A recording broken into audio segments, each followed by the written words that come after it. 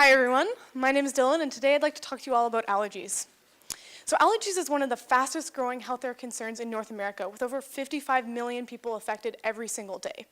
On a physical level, allergies is a reaction that a person has to something that, when they're exposed to something that they're allergic to.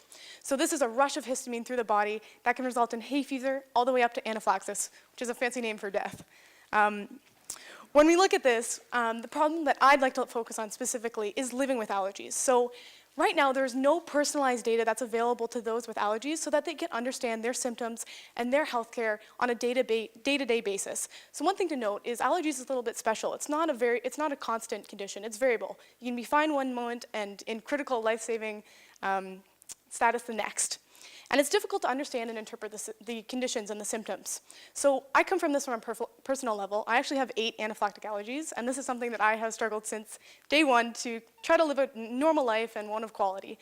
And about 4 months ago, I found myself sitting at the kitchen table, and I was scared. I was panicked. I was really concerned because I was sitting there trying to decide, am I just having a bad day? Is this asthma?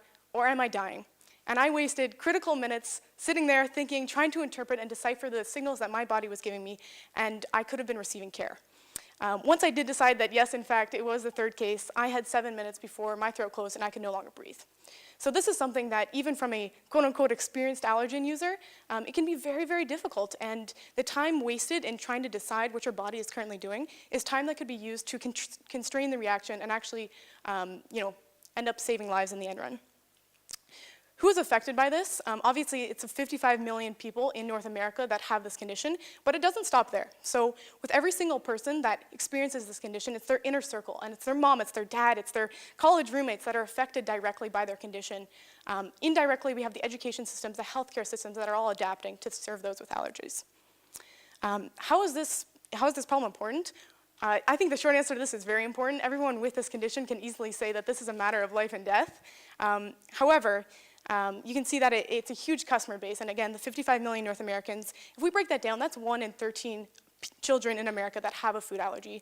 To give you a kind of average, that's 2 in every classroom, and I think children are a great example because when you're trying to decipher what's going on in your body, it's hard to understand for the first couple of times, even the 6th time, and then it's hard to communicate. So really, there needs to be a system in place that allows people to understand what's going on and quickly make factual decisions about what they can do next.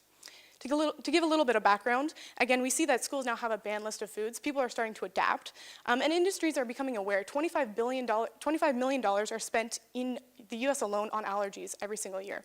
And all the current solutions deal with the symptoms. So it's about what steroids can we give this patient to make them feel better, but there's nothing to address the patient themselves in their day-to-day life. And that's a real mistake. I think that 99% of a patient's life is not spent in the ER. It's spent living and trying to eat pizza and see what's out there. And that's something that is not accounted for. It's completely overlooked, and that's a huge mistake. Finally, the problem boundaries. So again, if a solution was implemented in this space, it would need to be easy to communicate.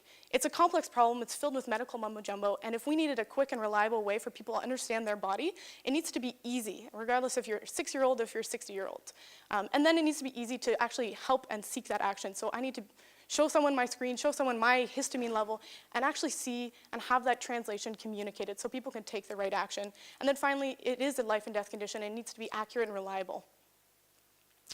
Overall, this problem is so important, and it's a massive overlooking in the allergy market. Something needs to be in place that can help people who actually live with this condition and actually see the world and have that improved quality of life so they're not constantly afraid.